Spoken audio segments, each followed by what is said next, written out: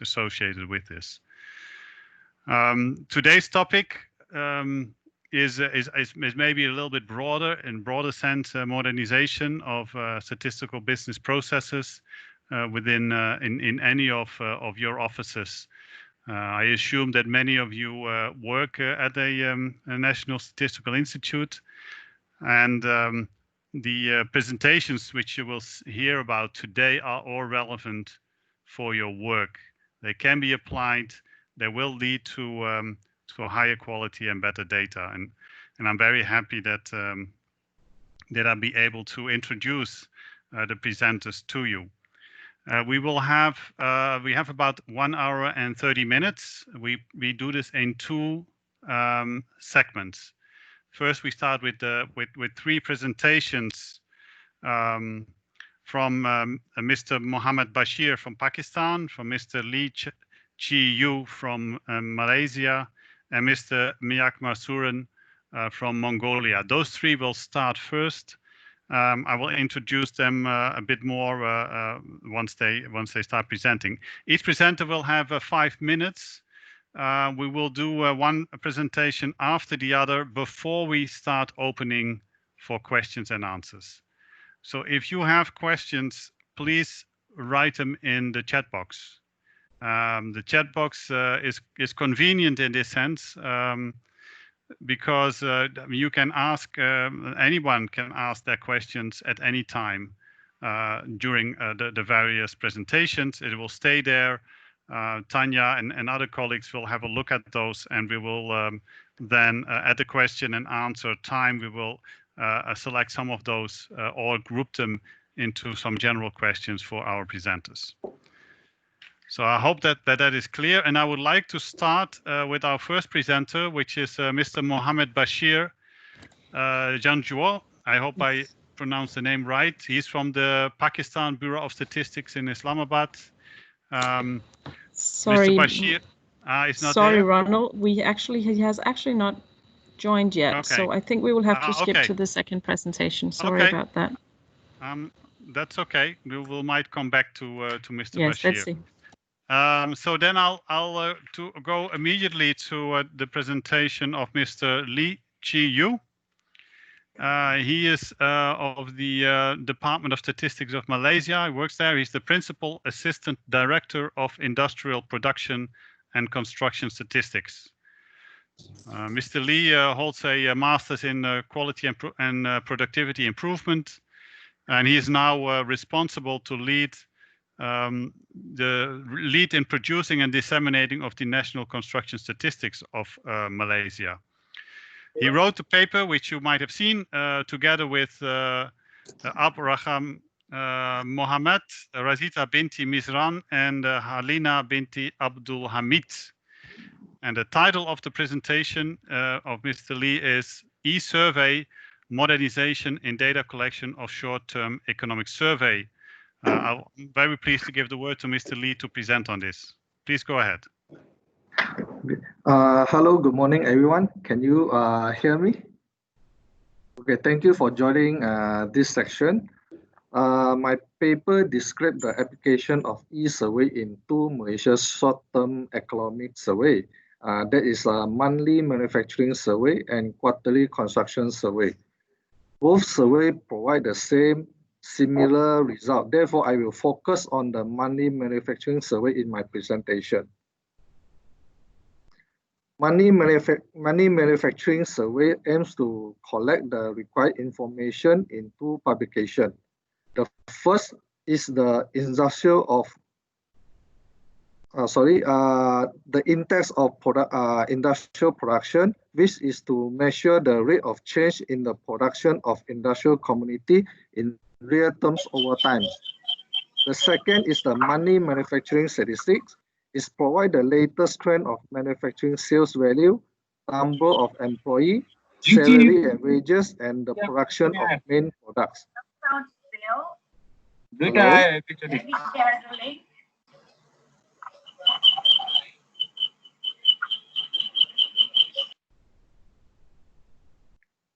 Hello, can you hear me? Yeah, Mr. Lee, please go ahead. Oh, okay.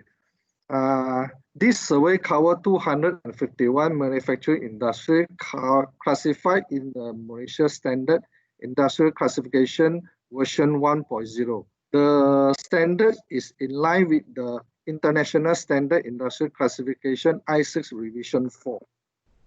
Face-to-face interview, poster, telephone, and email are the conventional method to collect data before 2010. E-survey was first offered in 2009. MME-survey is an online system, web-based surveys developed to enable respondents to submit the complete questionnaire to the Department of Statistics by internet. In order to use the MME survey, establishment or respondent is required to register an account at Department Survey Portal. Then Department will review and approve the application. Upon approval, a unique ID and default password will be emailed to respondent. Respondent required to log in and change the password before start to use the MME survey. Chart 1 shows over the past 10 years, the response rate increased to 88.7% in 2019 compared to 73.2% in 2009. The e-survey response rate also increased from 21.5% in 2015 to 41.5% in 2019.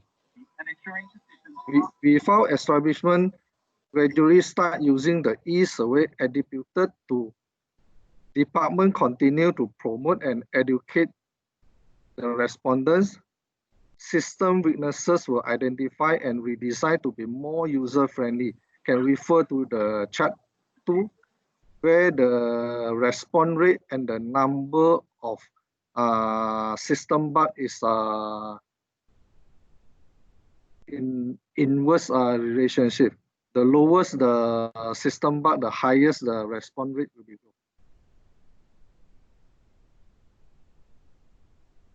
The study showed the MME survey benefit to establishment and the department. Respondents found MME survey are easy to use, flexible to provide data according to their time or place, better management in terms of historical information is traceable, and more secure because ID and passwords is required to access the system. Meanwhile, Dozen gain on cost saving, where we can reduce the cost of printing survey instrument and reduce the follow-up cost as well. Shorten the preparation of data from 7 weeks to 6 weeks, better data quality, systematic work culture, and higher confidentiality of data.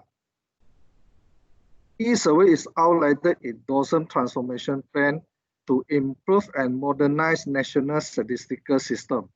Aligned with IR 4.0 and big data, e-survey is the more efficient and economic method in data collection. In future, DOSM will continue to promote and follow up with all existing respondents to participate in e-survey.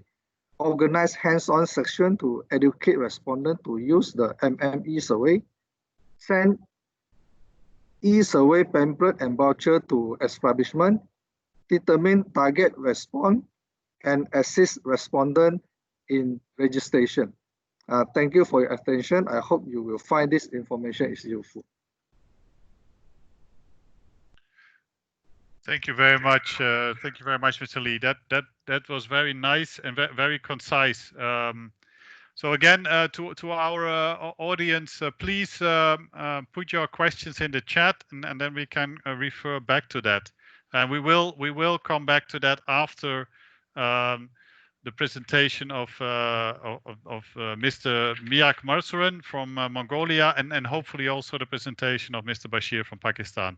But first we will go to Mongolia, to our colleague Mr. Miak Marsuran. He's from the National Statistical Office of Mongolia. He's director of the Information and Technology Department. He has a Bachelor's of Science in Computer Science and Mathematics. He's got 19 years of experience in the IT area at the NSO of Mongolia, and he focuses on data collection systems, data management, and data dissemination system. The title of his presentation is Mobile Data Collection Application for Time Use Surveys Survey 2019 of Mongolia. And Mr. Myak, please go ahead. Thank you, Ronald. My presentation about our new system. We used the mobile data collection system last year first time. That's why today I wanted to share our experience using this system for data collection. Okay, what is the time use survey? Time use survey is mostly mainly focusing the people how they spend in time for the daily life.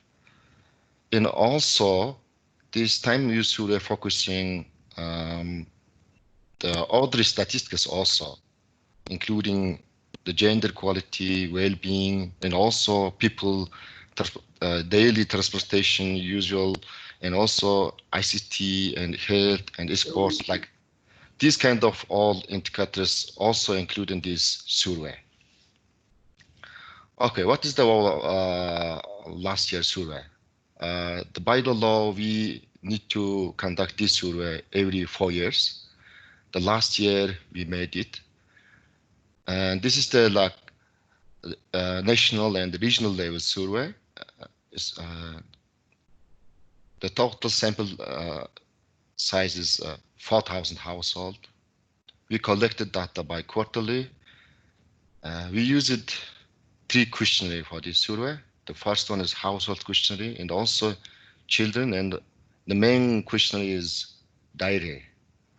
And also we used the international cross question activities for time use statistics, ECATUS 2016, and also ISIC 4.0, and also ESCAP 8. We use it for this survey. Okay, data collection mode. Let me explain this one. Household questionnaire, we use it CAPI method to data collection, which is using SysPro software, and also children questionnaire, we use it same method with the household. And I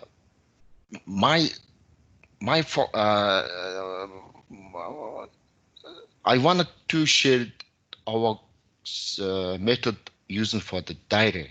We use it for diary smartphone application for the last 2 quarters. The data collection like 1 week in each quarter, and 2-3 days for the each individuals. For example, you see that Sunday and Monday, Tuesday is one wave for the data collection, and also second one is Wednesday, Thursday, and Friday, Saturday. These 3 parts we collected in every quarter. Okay, what is our application? We named our application survey 1212. You can see this our application from the mobile stores like Android store and App Store. Our application works Android and iOS, and also it's integrated with the web system for the survey teams. And the mobile application, we have 3 different interface for administrator and for the interviewer, and the main one is for the respondents. And also the main features for the application, the login, and also create respondent account, and for the main one is respondents enter daily activities by every day. And also there is a interviewer can be communicate with the respondent using that application and web system. That's our system. And the web system works for checking entered activities, and also interviews can be sent comments to the respondents, and also checking and monitoring and coding activities for the web system for the interviewer. Okay, how it works. Okay, first we visit the household and asking the household questionnaire using the KPI. And after finish the household questionnaire, we need to move to diary questionnaire. Then we ask from the respondents, would you like to use a paper diary or mobile application diary? Then respondent can be choose. If they like to use a paper, we will follow the traditional method, like paper-based questionnaire. We give them printed questionnaire to use the next 2-3 days daily activity to fill. And all or the respondents, if they choose the mobile application, we create an account for him and install our application for him phone and give him the guideline how to use our application, how to use next 2-3 days to fill our daily activity. And we give them full, like short guideline to respondents. And next day, starting next day, respondent to enter our activity, the filling or using our application. And the interviewer can be check this entered activity using our web system to check and review.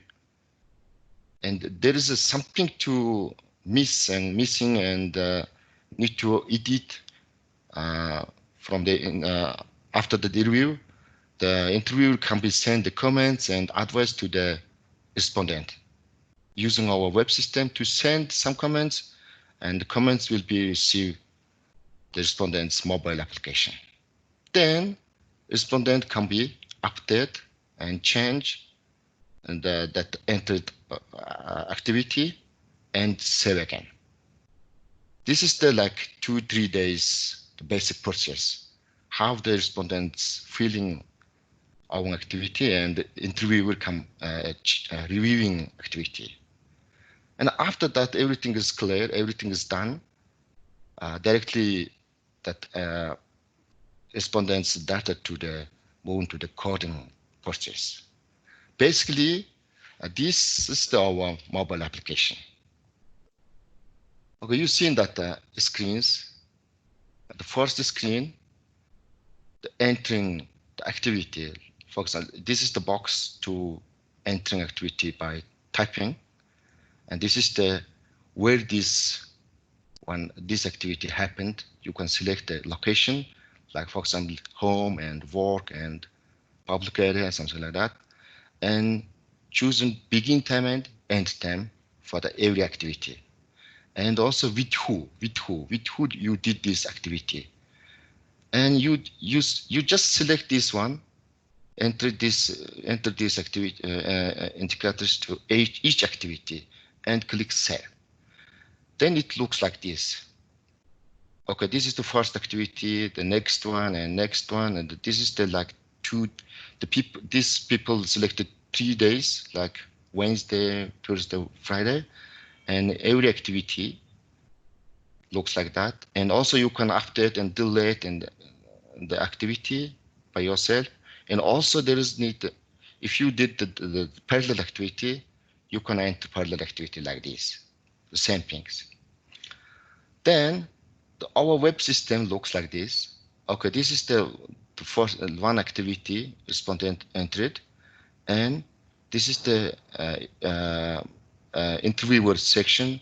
If there is something new to send some comments on this activity, you can check and write what you want to send to the respondent and click send button, and these comments directly to send respondents application like this. This is like not comments from interviewer to respondents. Then respondents see this application comments and update our activity. This is the basic process. Okay, we have some challenge because it's a very new method for us. First time we use it. And I wanted to say that the new one is always fighting against the traditional method. New one is always difficult for everybody, for the respondent also, and also for our team also. Second one is respondent trust. We suggest them our mobile application to install our phone. That's the very difficult part to explain for the respondents, because the respondents doesn't want to install any application on phone. Then we need to more detailed explanation to him. It's just a survey data entry, no other purpose. It's safe. It's statistical application. Please use it. Then that's also one challenge, and also interviewer skill, because our interviewers mostly using traditional methods. The KP and paper. Sorry, Mr. Mayor. Could we have one last minute, and then we have to wrap it up. Okay. Then the mobilization usage also. The people have a smartphone, but they don't have very good skill to use mobile phone. Also, the internet access is also a challenge. Okay, then we have a advantage and also disadvantage. Only one disadvantage is the many people use a smartphone, but many of them cannot use internet. That's why we give them, spend them some budget to data access. And advantages, there is so many advantage, and respondent burden, for example, the people is very busy. They don't want to use our paper next 2-3 days, every full day to fill our activity. And also our people saving time to visit household. Also that using the application is just enter data to our database. That's why we no need to data entry purchase. We save this budget and time. Real-time monitoring also for the data quality. There is also data validation. The software system works validation process. That's why data will already declare it to enter our system. That's the advantage. Okay, thank you very much. Sorry about late. Thank you for the very clear explanation of how this works. I have to ask Tanya if Mr. Bashir is available. He has still not joined, so I think we have to move on. So then I think we will start with the questions and answers. So I have some questions myself, but I'll ask Tanya if you have some question that you wrote down that you would like to ask either Mr. Lee or Mr. Miyakmarsun at this moment. Otherwise. Well, we received quite a few questions in the chat. We received 6 questions from Mr. Lee, and I think 3 questions from Mr. Miyakmarsun. So I don't know if you want to start with yours, and then we can move to them, maybe. No. I suggest you start with your questions. So start with the questions to Mr. Lee. Okay. So the first question to Mr. Lee was a question on this one. Did you use same random selection as it would be in a usual or traditional survey, or did you use a special survey design for this? That was one question. And the second question was about the device used in the EVE survey. So which device did you use in the EVE survey? I'll just... Okay, for the first question, can I... we applied the... No, sorry. Do you have more questions? Because maybe we just assemble a number of questions, Mr. Lee, and then you can go through the whole list. Okay. You have more, or? Yes, we have more. There's a lot of questions. Okay. Yeah, so we don't have to ask all of them, but just select a few. Yeah. Okay, I think this question was also very interesting. How did you address threats to validity and reliability? And then the last question here, so then that's 4 questions in, that's a lot. So the last question here is, what is your take on the cost between e-survey and the conventional method, both in the short and in the long run? So let's start with those 4 questions. Yeah, I just add right to it because Mr. Lee, on the sample, so if you go to the sample size, how you did that. So question to me was also, for me was if you could have increased, could you increase the sample size and then see how many people would respond? Is that a possibility? Did you discuss that internally? And yes, on the do you know from which kind of devices the respondents actually are reporting to you? Go ahead, Mr. Lee. Okay. For our survey, we are using the probability sampling method. We didn't change or use a special design sampling. Then in our MME survey, respondent can choose either respond by PC or mobile phone. Then the third question is,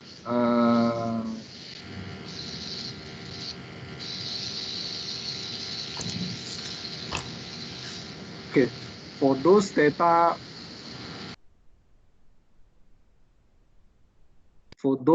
we receive from the e-survey, our field emulator and supervisor will check on it. Before the supervisor check on it, actually the system already automatically do some logical checking.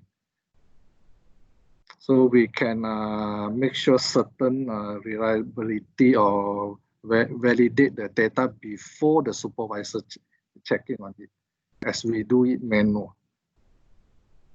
Then, sorry, the last question is about the cost, right? Because we just introduced the e-survey almost 8 years ago, it's still news to the respondent because we do our sampling every year.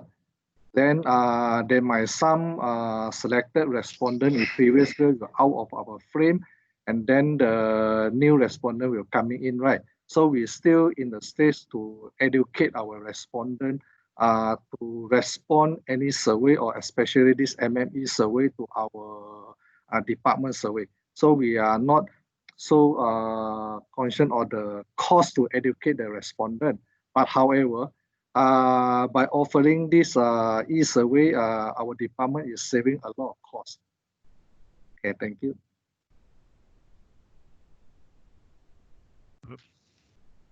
Yeah. I'm failing. Yeah, sorry, you. Yeah, I have a little bit of a delay in unmuting myself, so I click too often. Thank you very much, Mr. Lee. I think that's it's very intriguing also, yeah, all the new possibilities that you get by introducing the e-survey. Now, questions for Mr. Mjagmausuren. Do you have a few questions? Yes, we also received quite a few questions for this presentation. One was about just a clarification, which says, can you explain what you mean by creating a mobile app account? So that was just a little bit of explanation of your approach. And then we also received another question, which was how many respondents did choose the mobile application as compared to those who selected the paper method? That was actually my question as well. And are there any difference or impact on the results from the paper method versus the mobile application? And we had one more question here, which was, how do you select your target respondents on the mobile data collection application for the time use survey? So how do you select your target respondents? So I think we'll go with those 3 first, and we still have more questions for both presenters, actually. There's a lot of interest in your excellent presentations. Okay, thank you for your questions. The creating account is because our application is not for the public people, not for the old people. It's just for the selected respondents. That's why who wanted to use our application, and we just create account for him personally. That's why our interviewer have tablet to use a visitor household, and the interviewer will create account on time. And after install application, his mobile phone, and using this account to enter this account to use. That's the create account. Target respondents. Yes, the second quarter we tested it in the capital city, just some area. And the third and the fourth quarter we use it for the national level. There is no target respondents. We just wanted to suggest who wanted to use our application. That's our target. I just trying to use all respondents, but it's not possible in the reality. And result of the mobile phone usage and also paper usage, I put this exact number in our full paper, but around the third quarter, around 100 household and 150 respondents used mobile phone. That's the result of the third quarter. Thank you. Any other questions? Okay, thank you. Thank you. Thank you. I don't know if you have further question, Tanya. I just wanted to raise one thing here, and that's how you can go from here forward. And this is to Mr. Lee and to Mr. Myanmarson. So the way so how can you further build on what you've already established in improving quality? So for Mr. Lee, is it possible to you are doing some promotion and so forth with the e-survey. If you would enlarge your sample a lot, if it's supposed that receiving data via e-survey is less costly, so you could maybe increase your sample survey. Would that be a possibility? Have you thought about that? And that might if that might increase also the way you can maybe get in a more timely fashion the data collected and processed and published, if you would do that. That's to Mr. Lee. And then to Mr. Myanmarson, I already want you to think about my question, which is, so I know that there is a lot of interest nowadays in time use surveys, but also in relation to like healthy lifestyle. So if you would, have you discussed if your mobile app could also be used more broadly? So you are actually checking a diary of people for what they do during the day. Have you discussed with internally with NSO, within your NSO, with people who are also looking at health and preventive health and things like that, if they're interested to know if it could be used for that as well? So just more broadly, for what are other possibilities of using your mobile app? More than for the time use, which is already very important. So Mr. Lee, if I can come to you first, and then Mr. Myanmarson, please. Okay.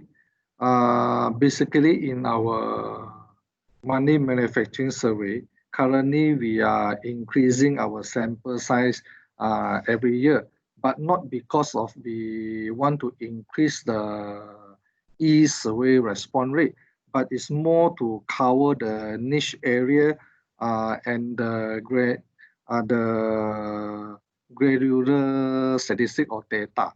Mm-hmm. For all those selected establishments, we are trying to educate them to respond by e-survey. That's why we have a material prepared for in soft copy, or our field enumerator will visit them. For example, for those new cases, we will visit them and educate them and promote the e-survey. We are not increasing our sample size because of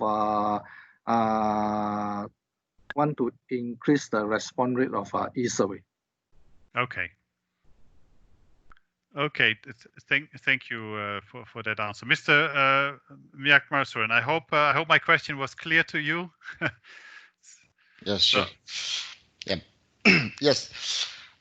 This mobile application is not just only for the time use survey. We just generally choose the name of the application, very long time usual, just the basic general name, which is the survey tool. And we can add our other surveys one by one, especially like using the diary questions is very usually flexible to use. For example, the household income expenditure survey, we have a diary. This time we are talking with the survey teams also. Okay, how we can use it. Also, that the COVID time also giving us some chance to, because our traditional surveys we cannot visit the households. This is the chance to use this application also for other surveys. Yes, the time use survey analyzing is just we are doing now. We are doing the analyzing now. Our team. Then after that, maybe we can more share this data to the other purpose, like something like that. Okay, thank you very much. Tanya, I propose to have the break now, because maybe Mr. Bashir would come back and then we would have 4 presentations after the break, which would then all of a sudden be a lot. So I think we do a small break until I have it 11:41 here, which is 10:41 in Bangkok, I think. Or is it maybe 10:04? I don't know if my clock is correctly running here. It's not, but let's just take a 5-minute break. And for the people who asked questions that we didn't manage to respond to, we'll write them down and send them to the presenters so that we should be able to answer them over the coming week or so. And thank you very much for all your questions. So let's do a 5-minute break and then we go to the other presenters. Yeah, thank you very much, Mr. Lee. Thank you very much, Mr. Myagrason. These are very interesting topics, and yes, I think this is something that for the future we're going to see much more from. So just a short break and then we'll come back. Thank you.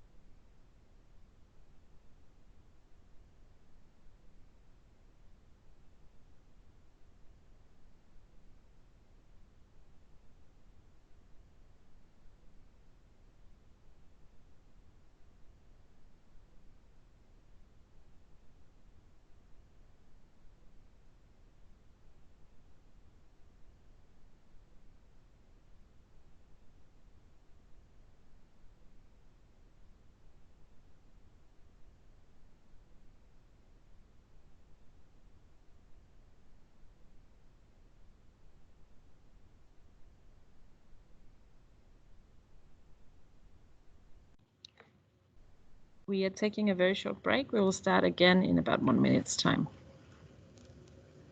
Okay, I'm here.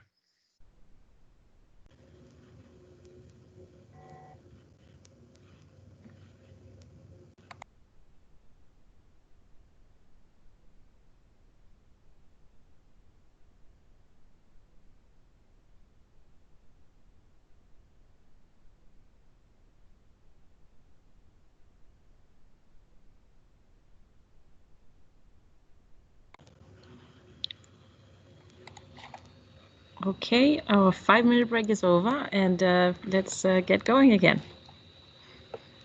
Thank you. Thanks, Tanya. Yeah, I really like to get going because we got at least 3 presentations, and we have about 45 minutes. Again, I would like to ask our presenters to stay within about 5 minutes of a presentation, so we know there will be many questions in the chat, and we hope that we can make time to address those. So we start with a presentation from our colleague from Iran, Saeed Fayez. Mr. Fayez works at the Labor Force Statistics Division at Statistical Center of Iran. Sayed holds a master's in industrial engineering. He works for the Statistical Center of Iran since 2013. And I actually met Sayed in 2018, 2 years ago in Paris at the IAOS conference. Had the pleasure to meet him there. The paper which you might have seen is co-authored with Mr. Reza Hadizadeh. And the title of the presentation is Probabilistic Record Linkage, an innovative method to improve the quality of data integration. Sayed, please go ahead. Okay, hello everybody, good morning. Can you hear me clearly? Yes, go ahead, yeah. Okay, good morning and good evening everyone. And thanks for very brief and informative introductions. Actually, due to the shortage of time, I quickly go through the paper and the main point of my topic, that is a probabilistic record linkage. Okay, data integration is not a new area, and many of you may know about the different methods and different application of this. But here, I would like just to highlight the importance of the data integrations, and when you face with the different data sources, even during some pandemic and diseases, you have to use a different register different administrative sources to produce official statistics, and the face-to-face interviewing is not possible in many situations. So data integration is a must actually, and is a basic for the providing the basic registers and administrate and register-based statistics. As you see, in Iran, we have 4 main registers with the different sub-registers. That means that we will receive many, we are going to receive many data from the different sources. So it is necessary to be familiar enough the linkage method between the data. And this is the initiative also of a modernization of official statistics. That is a step for, meeting the SDG goals and the indices. And if you go back to the, record linkage and dataset integrations, you can find many ways and you can find many methods for this subject. But here I just mentioned 2 important and 2 a study that has done in Italy and Canada statistics that use different methods of probabilistic record linkage and also distance-based methods. These 2 study is very important for I mean, a statistician and experts who are going to, I mean, provide a good linkage. So in the record linkage, actually, there are different steps and in the different literatures. But here I just focus on the, I mean, I classified in the three steps, and just quickly and shortly review them. In the step one that I name it standardizations, you can do uh, four different activities, from controlling the file formats, controlling the data table and variable formats, variable definitions, and the attributions is very important when you are going to join two different data sets. And also paradata is very important, how and when and with. These are the questions that you should find answer from paradata when you are going to provide a record linkage between the two different data sets. The step two is the purifications, or maybe cleaning the data. In this, in this step, you should, remove all the unnecessary characters, like a space, at sign, or something, or clean your data. You can also, as you see in the board, you can use functions in the SQL, on the SAS programming, or also you can use from the user window in the fuzzy lookup transformation editor in the SQL. You can tick all the probable, non-alphabetic and unnecessary that in your data says that they provide a challenge when you are going to make a linkage.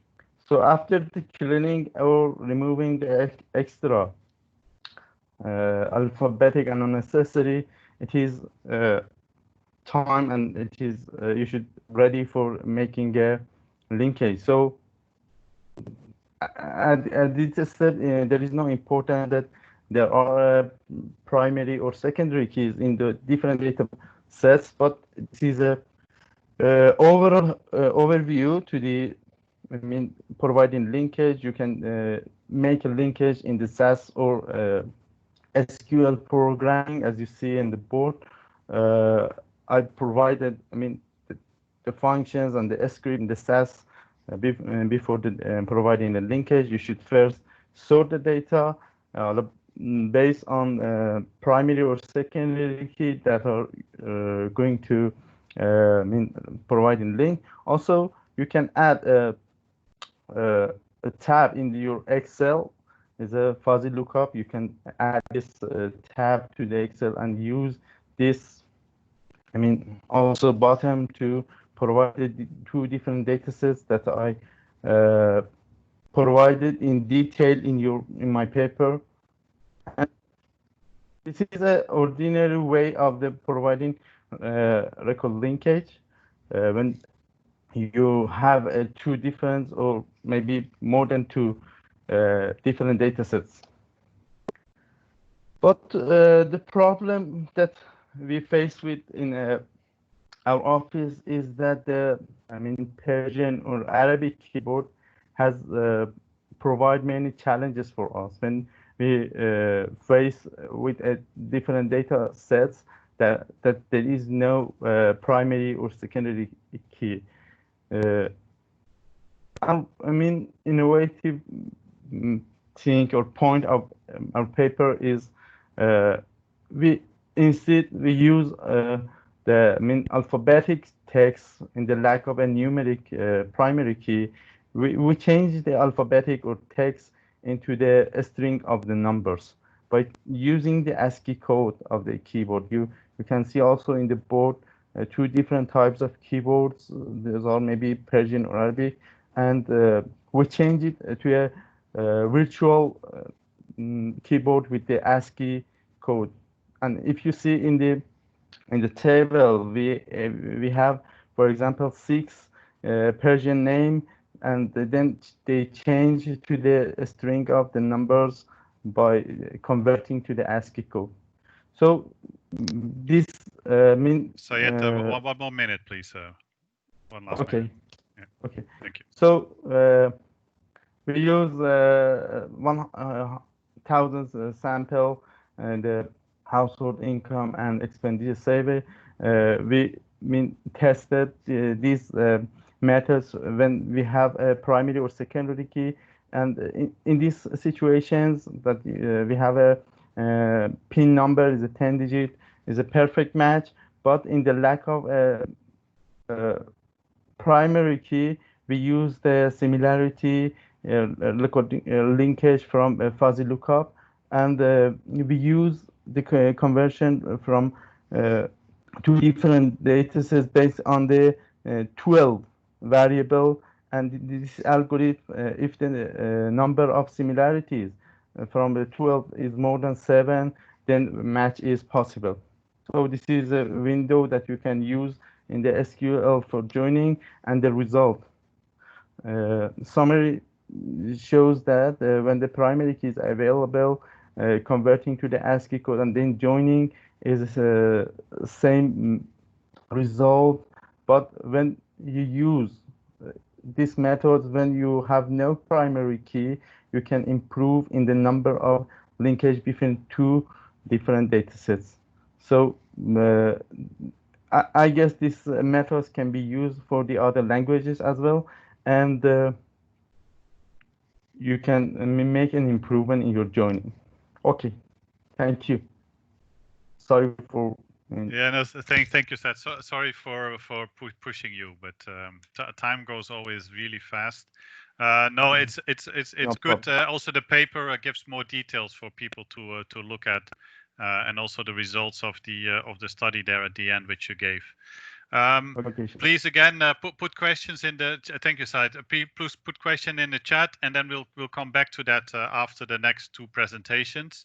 Okay, no problem. We go first. Yes, thank you. We go first to Miss Waode Sahayini Majida, if I am correct, from BPS Indonesia. Ms. Waode is a system architect and big data engineer at the Statistical Office of Indonesia. She's got a bachelor's in computational statistics and a master's in electrical engineering and informatics. She works at BPS since 2011. The co-author of the paper is Takdir, who is, I think, from academics, from the Politik Statistika Institute. The title of the presentation is Big Data for Official Statistics, Administrative Area Identification from Plain Text Address.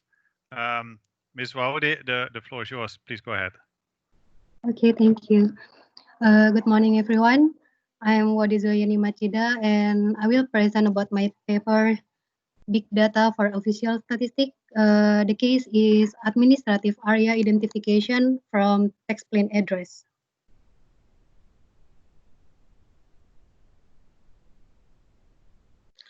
Okay, as we all know that region or administrative area information is always become a key or variable that always used as a dimension in our data collection process or dissemination.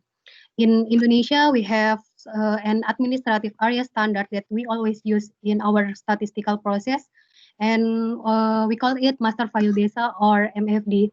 And actually, this MFD consists of area code and name for every level of area.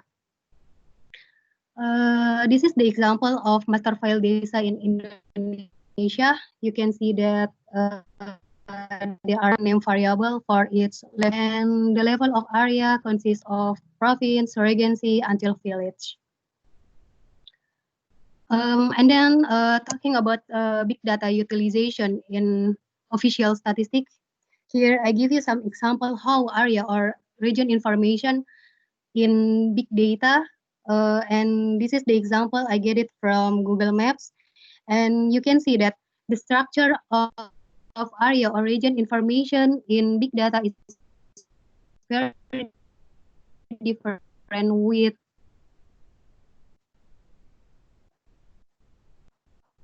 our standard free and free text. You can see from this example, the from one difference with other source.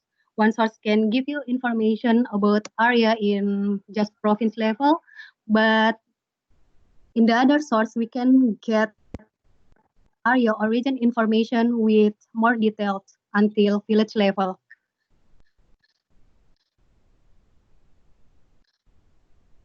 So data as our alternative source in official statistics, we face the issue that how we can integrate, or how if we want to making a comparable or comparison between big data and census or our survey result. It is the big question.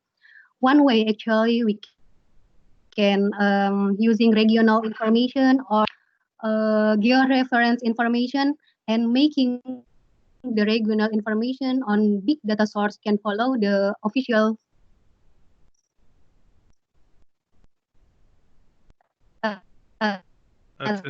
Miss Waode, on.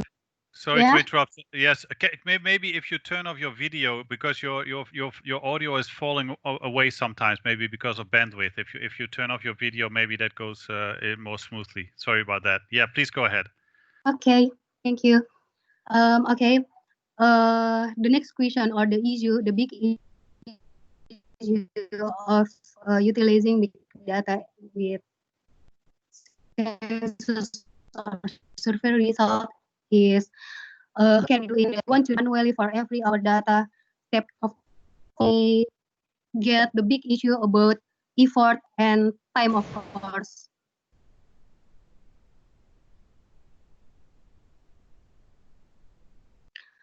And in this paper, we propose one approach that is text processing as a solution.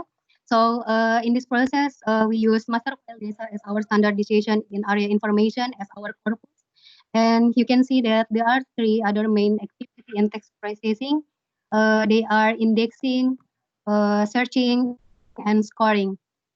The first is indexing. By using this process, by using the index, we can make our process, we can speed up our process to become faster when we doing some searching. And so when we get, we want to get MFD mapping from a free text of big data source. So the searching process of text processing can give the result based on the index that we have stored in database. And then the next step is scoring.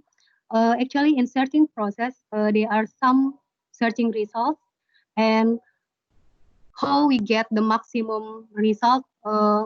Actually, in our algorithm, we are doing some calculation for every result set, and we use a formula. We call it TF-IDF, term frequency index.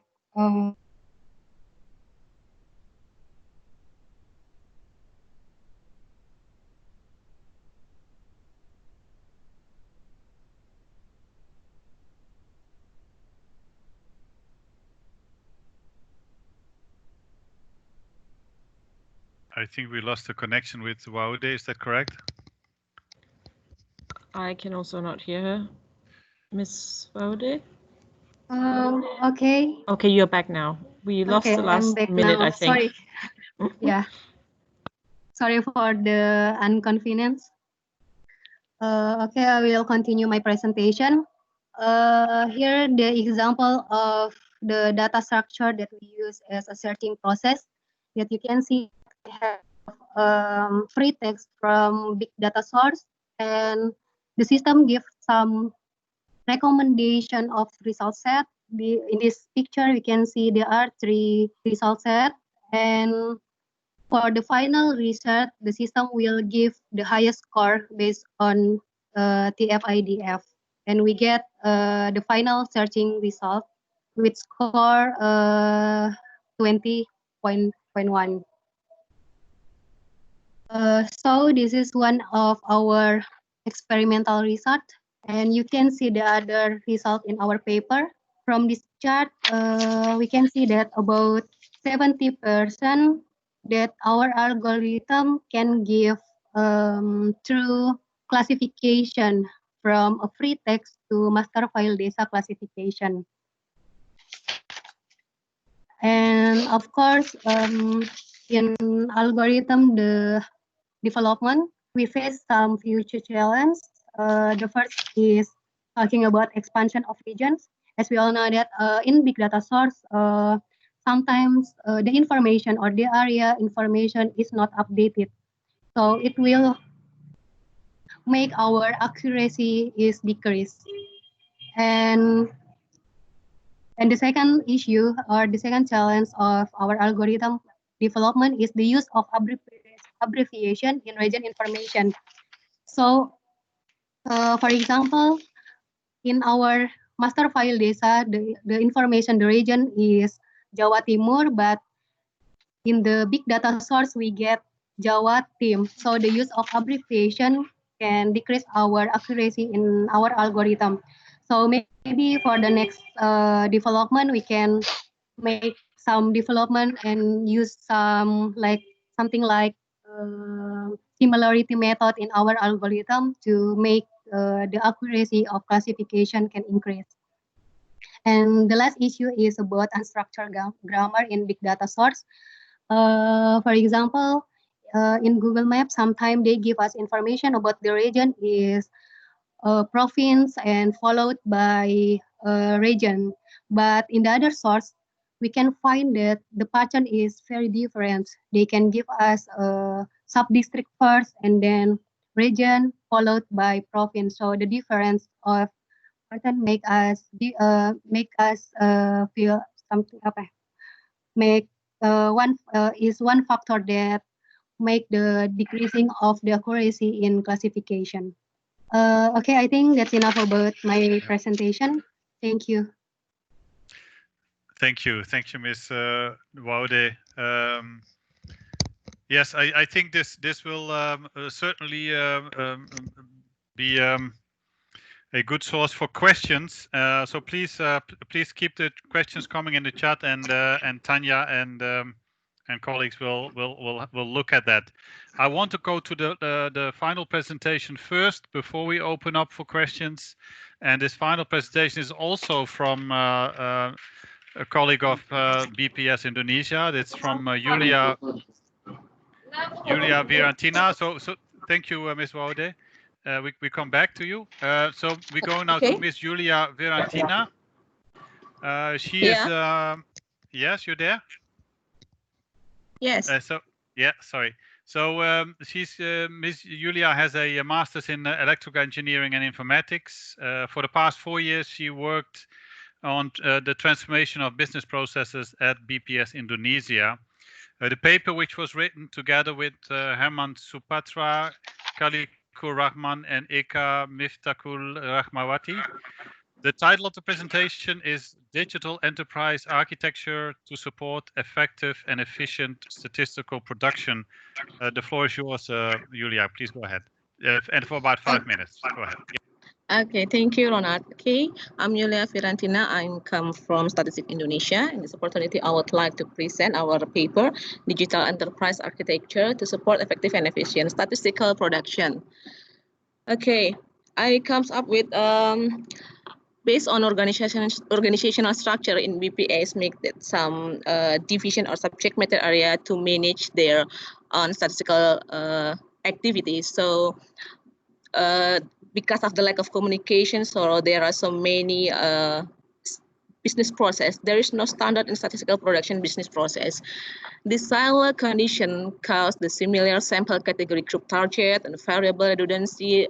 There is no data standard, and in some case, the subject matter have to develop the application to support the processing or collection. So there are so many applications that have similar functions, but in the different platforms. It depends on the knowledge of the resources in each subject matter. So to reduce the silo, BPS has initiated to develop enterprise architecture. Why enterprise architecture? Okay, let me invite you to analogize that this enterprise architecture is similar with the architecture of our house that we are living in.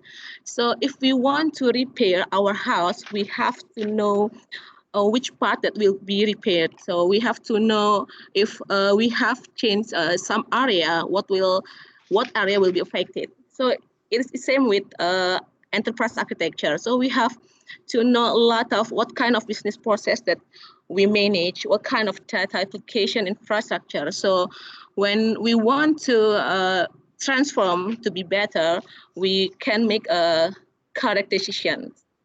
So in developing the EA, we refers to TOGAF, and we customize it to our organization.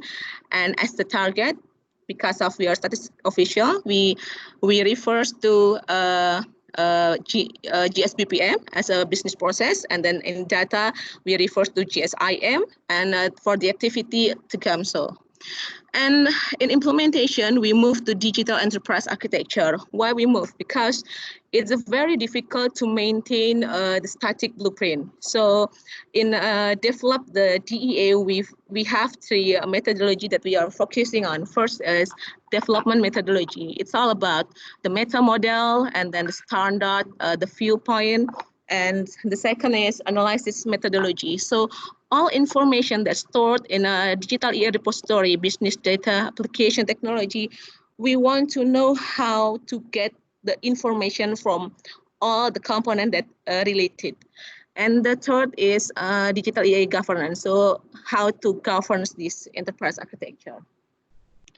Okay, next, how DEA works. Okay, actually, all the information that we've collected that's stored in a current repository with the same standard, we want to analyze it.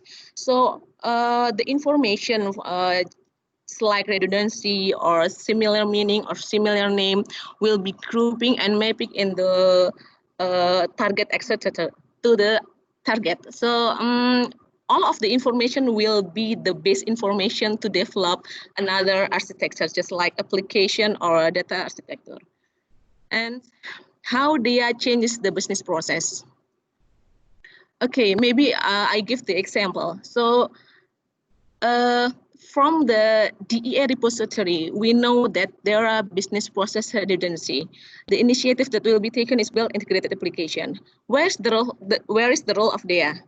So here, DEA will provide information on which subject matters are doing similar business process and what kind of information that needed, the data standards, the actor that plays the role, the business function, the application function. So all of this will support the development of integrated application. So where's the changes? After the integrated application is implemented, each subject matter will no longer carry out the application development phases. So there was an integrated application. And another case is some variable redundancy. So we know we got informed from their repository that there was a variable redundancy. The initiative that BPS taken is integration survey.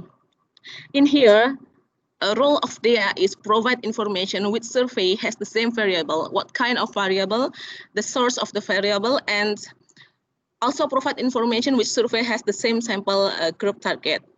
And the benefit is reduction the number of surveys. So 3 surveys become 1 survey.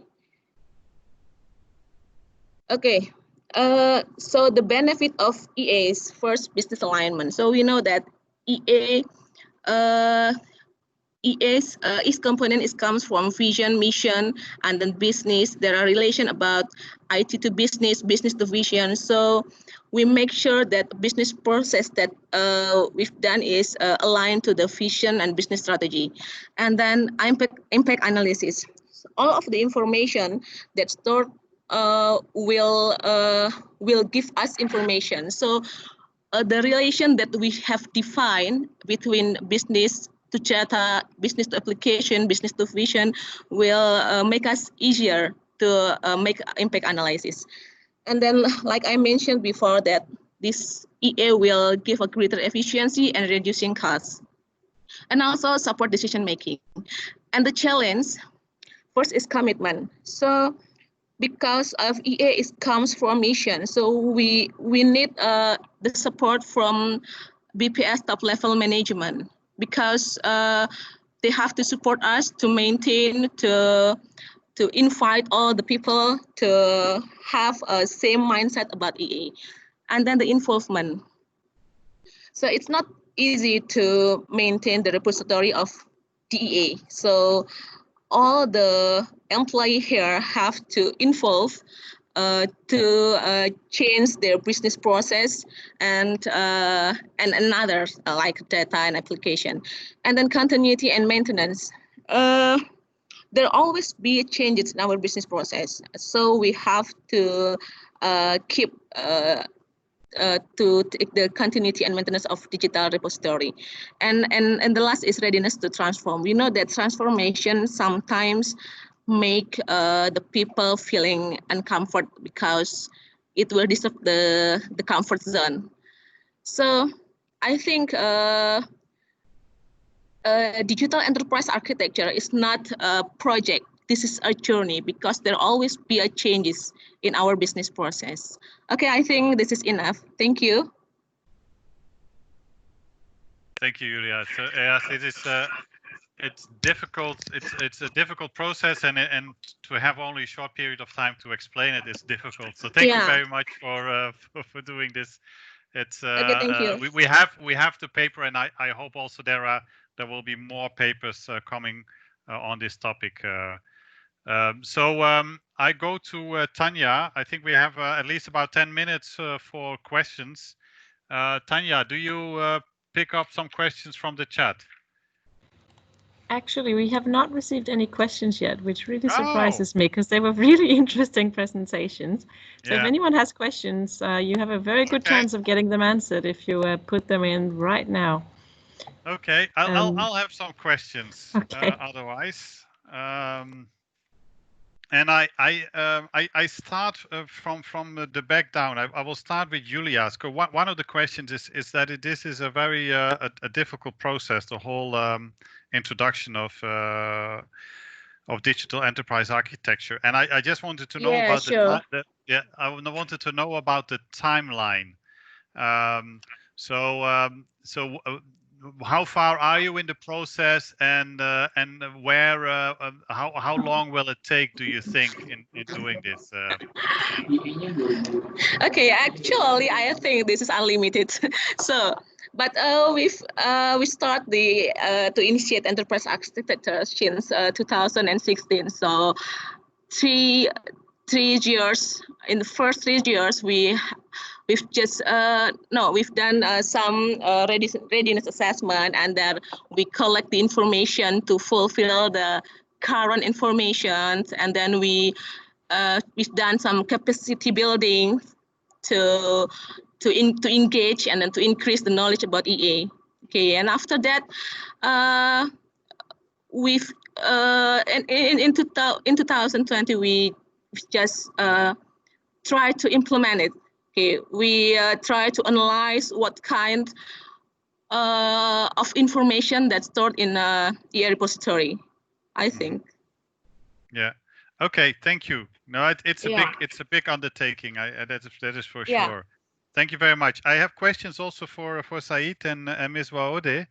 It has to do with data integration. I think Said made a good point right from the start, that the data integration is important, so you can make use of more than one data source by linking them. And so Sayed, I think the example you had was actually from the same kind of survey, so you could link the variables in a certain sense relatively easy, because they were the same variables in the same data sets. Have you thought about or tried to see if you have actually a different kind of data set, right? And you try to link it. If you pick up, instead of picking up 12 variables, that you can only pick up 3 or 4 to use that in your increase of linking of records. So that's a question to you, and I have a similar question to Ms. Waode. So Ms. Waode, you can already think about that. It is so you've been concentrating in your linkages of the big data set to maybe an administrative kind of data set on one text field. Could you actually increase the likelihood of assigning the text processing by picking up other parts of the big data record? So that maybe there's other information in the big data record that you could pick up, so that you could determine that in the ranking of the likelihood what a region or what area this particular place would be. So that's the question to you. But first to Said on the linking. Please go ahead, Said. If you, I hope my question was understandable. Yeah, go ahead, Said. Thank you for your interesting question.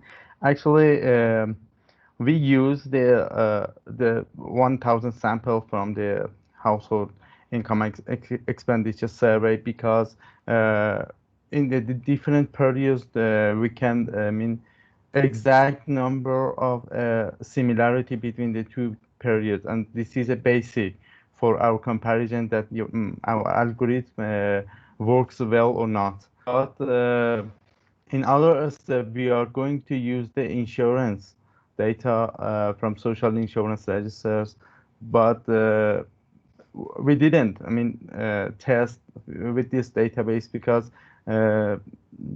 receiving the micro data also is a challenge for us. But we just use this sample to test that our algorithm works well or not. So I guess that with the bigger samples also will receive the improvement much sensible than the a small sample. So we are going to test it in the future. Thank you, Said. Yeah, understood. Yeah, so you can test it with the kind of data sets that you have, and then you can apply it to other data sets. That's correct. Miss Waude, please go ahead. Did you understand what I was asking? Yes. Was my question clear? So can you use in your big data set? I don't know exactly which examples you had on big data that you were linking to the administrative data, but is it possible to in cases where it's not exactly clear where the place is or what it stands for, that you use other parts of the big data record to identify that? Have you tried something like that or not? Okay. Actually, for this experimental research, we still try just one field. There is address, free text from big data source. But actually, at the process, we use something like we said that ground truth as the verification of our algorithm in free text classification. So we collect beside the free text of area information, we collect the coordinate, longitude and latitude, and from that long lat, we are doing some overlay to our map. Yeah, from our map. So from that overlay, we get the information of area, and then from the result of overlay and our free text classification, we make a matching for that, for getting the accuracy of the process. Yeah, exactly. Yeah, that's what I would have guessed, and so it's I'm very glad to hear that you're already moving in that direction. Thank you for that. Tanya, to you, some questions from the chat. Yes, we received a couple of questions. One is from Ms. Julia, which, first of all, thank you for the presentation. And the question is that she would like to see the stages of development from the groundwork toward achieving the target. How many phases did you have for the implementation? So that was a question from Ms. Julia, and I'm just going to ask another question which came in, which is for Iran. So you have many basic administrative registers. How are these coordinated and maintained? And what is the role of your NSO in the process? So if we start with Ms. Julia. Okay. Okay, let me share something. Wait a moment.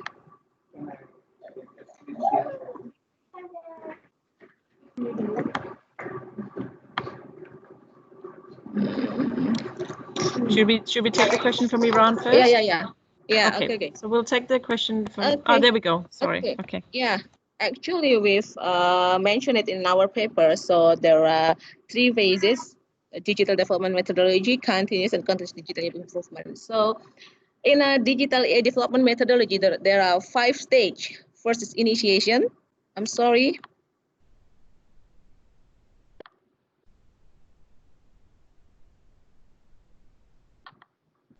Okay, first is initiation, and then establishment, conceptualization, realization, and observation. In here, in initiation, we define the scope, we define the vision. There are visioning workshop with our top level management, and the establishment, we capture the current, we've done some interview, we've done some assessment to all the subject matter area. And then in the third conceptualization, we develop target architecture that refers to the best practice, and realizations today this is an implementation architecture. Okay, I think this is the phase. We've mentioned it in our paper. Thank you very much. Mr. Syed? Okay, let me share a slide that related to the question here. Actually, I decided to mention and highlighted the importance of data integration for the NSO, and this is not focused on the basic register here, but as my colleague asked me, we have a different sub-registers on the side of NSO, and all the statisticians and experts should work on the data integration, because we receive many different data administrative sources in order to make updated the basic registers. And this is not limited to just the NSO, but also the other experts, the administrative, for even administrative goals need to use the integration and the record linkage to provide the official statistics, because the statistical system in Iran is decentralized system, and every administrators or even NSO are responsible for their own official statistics. So here, the NSO is a leader of the creating and updating the basic registers and providing the related official statistics here. But I just mentioned here because I just highlighted the importance of data integrations and how it works for improving the basic registers and modernizations trust. I hope I answered the question. Thank you. Thank you, Syed. No, I also fully agree. Registers are important, and integration to that is important. It's not an easy thing to do, and it also fits well with the with the overall enterprise architecture. I think the registers will also be a part of that framework and the backbone of the Statistical Institute. So I think we're getting towards the end of the session. So first of all, I'd like to thank all of the presenters. It's difficult to present your whole paper in 5 minutes, and I think you all did a very good job on this. So like to thank again Mr. Lee and Mr. Miak Masuren, Mr. Said Fayaz, Ms. Julia, and Ms. Waode, all for presenting here today. I do want to mention Mr. Bashir, who could not log on. I do want to recommend also his paper for people to have a look at. what has been done on the census mapping in Pakistan. I have a few conclusions here at the end, and I hope that I can share my screen. That's over here. I think I have to first, whoops, run this back here, and now I can run my PowerPoint, hopefully. Let me see if I see it.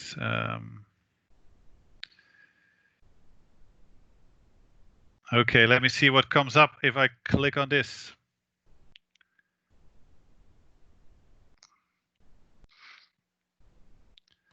That looks right, Ronald. Thank you.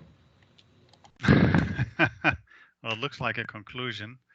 Let me see if I can switch that over also. Yes, that works.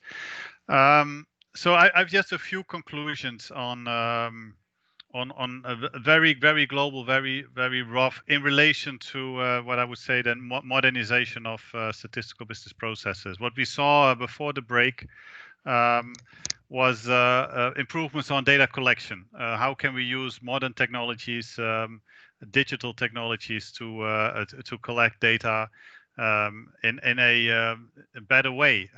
So this could be done for census mapping. We saw this by implication by using it in surveys as an electronic survey, and by using it as a mobile app in the collection of data in the form of a diary.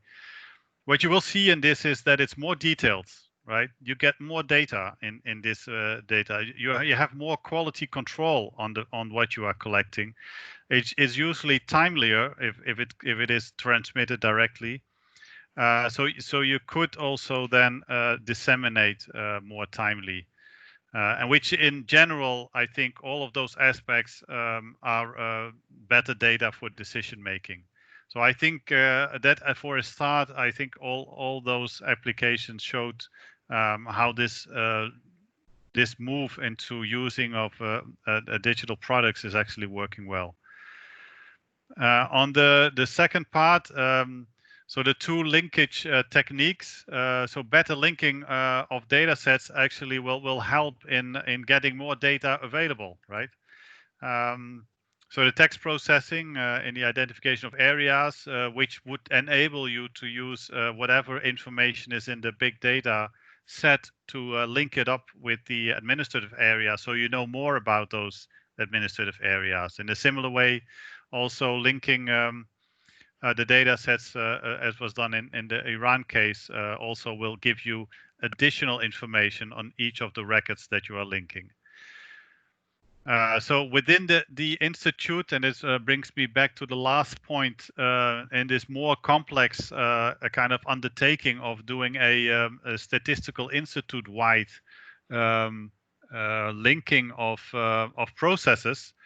There you will actually look at harmonization of concepts, because your surveys might measure within the survey similar concepts. But you don't know if you do this the same across the institute unless you start working with frameworks that will ensure those kind of standards through the office. So it's a big undertaking. I think it takes time. I've seen this, like for instance, in Statistics Canada or Statistics Netherlands, that took them maybe 10 years to go through all of that. But it really helps out in looking through the standards in the office, in increasing your quality.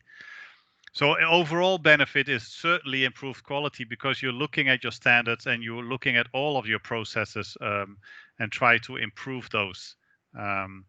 And of course, it was mentioned, it's not easy, right? Because change in an office, no matter what it is difficult. A change at a so complex level is really difficult.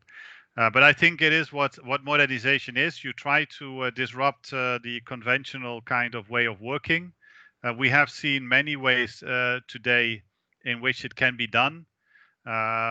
And I think trying to do so is worthwhile. And I think what everyone took back here from the presentations is some indication of way forward that might also be useful for your office. The papers are out there, and I think all of our colleagues here who presented would be very willing to receive further questions from you in the audience so that we can also establish more context between various statistical offices in the way we work forward. So I would leave it at that. I thank you all for your attention. I hope also from our colleagues here in New York, we're very much looking at the work that you are doing, and we hope to collaborate with every one of you in the future going forward. So thank you very much, Tanya. Back to you to close it off if you want. Thank you. Thank you so much, Ronald, and thank you to all the presenters as well. You all did a really excellent job, and this virtual platform is not easy for any of us, but you all did really well. So thank you so much, and thanks to Ronald to call in at this very late hour. We really appreciate it. Before we finish, I would just like to encourage you all to join some of the other sessions of the Asia Pacific Statistics Week. There are sessions this afternoon and tomorrow, and also a session on Thursday. So I hope we'll see you again in some of these. And I would also just like to mention that my colleague has sent links in the chat to an evaluation form for this session, as well as links to the papers and other information. So I hope to see you again later in the week, and thank you all very much for joining today. Okay, thank you. Thank you. Bye-bye. Bye.